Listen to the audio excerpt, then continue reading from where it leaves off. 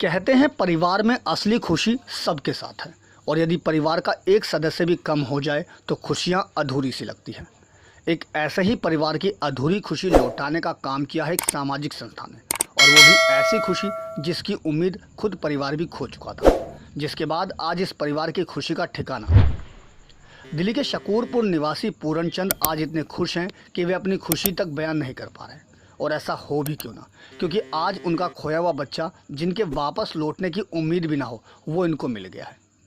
दरअसल शकूरपुर निवासी पूरन चंद का करीब 16 वर्षीय बेटा मोंटी करीब 2 वर्ष पहले घूमते घूमते घर से लापता हो गया था। परिवार ने घर के आसपास बच्चे को खूब ढूंढने का प्रयास किया, लेकिन बच्चे का कहीं पता नहीं चला। परिवार ने आखिरकार पुलिस को इस घटना से अवगत कराया। पुलिस ने मामले की गंभीरता को देखते हुए बच्चे को जगह जगह तलाश किया, अपने तमाम लोकल इनपुट खंगाले, लेकिन बच्चे का कहीं भी कोई सुराग नहीं मिला। ये सर 2018 में लापता हुआ, मिसिंग हुआ था बच्चा वो। तो तब से हम लोगों ने बहुत ढूंढा उसको, और चाइल्ड हेल्पलाइन वालों से भी काफ़ी संपर्क में रहे हैं हम लोग, उनसे भी बातचीत में रहे हैं, पुलिस वालों से भी संपर्क में रहे हैं।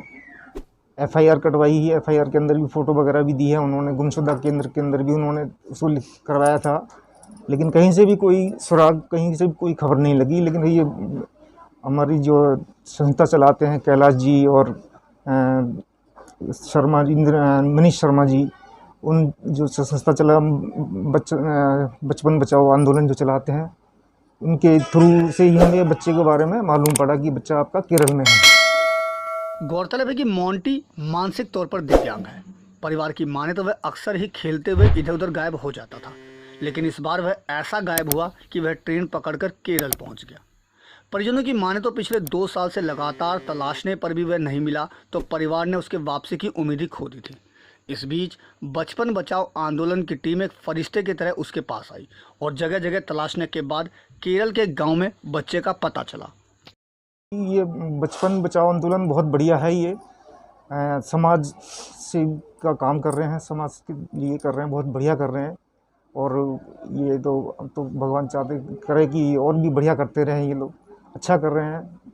शर्मा जी और अपने कैलाश जी जो है बहुत बढ़िया कर रहे हैं बचपन बचाओ आंदोलन। हम जैसे आज हमें इनकी बदौलत ही हमारा बच्चा हमें मिला, नहीं तो हम तो एक तरीके से उम्मीद ही खो चुके थे कि शायद अब नहीं मिलेगा हमारे को, लेकिन इनकी बदौलत बचपन बचाओ आंदोलन की वजह से ही हमारा बच्चा हमें मिला है। आपको बताते चलें कि परिवार वालों ने मोंटी के मानसिक तौर पर दिव्यांग होने के कारण हाथ में उसका नाम और पता गुदवा रखा था, और यही निशानी बच्चे के लिए एक संजीवनी बनकर काम करती हुई नजर आई। और इसी पहचान से इस गुमशुदा बच्चे की तलाश कर पाने में बचपन बचाओ आंदोलन की टीम सफल हो पाई। आज इस परिवार का खुशी का ठिकाना नहीं है। माँ के आंखों से निकलता हुआ आंसू और पिता का दर्द इस बात को खुद साबित कर रहे हैं कि वो अपने इस बच्चे की याद में किस तरह तड़प रहे थे। आलम ये हो गया था कि परिवार ने अपने बच्चे की वापसी की उम्मीद तक खो दी थी।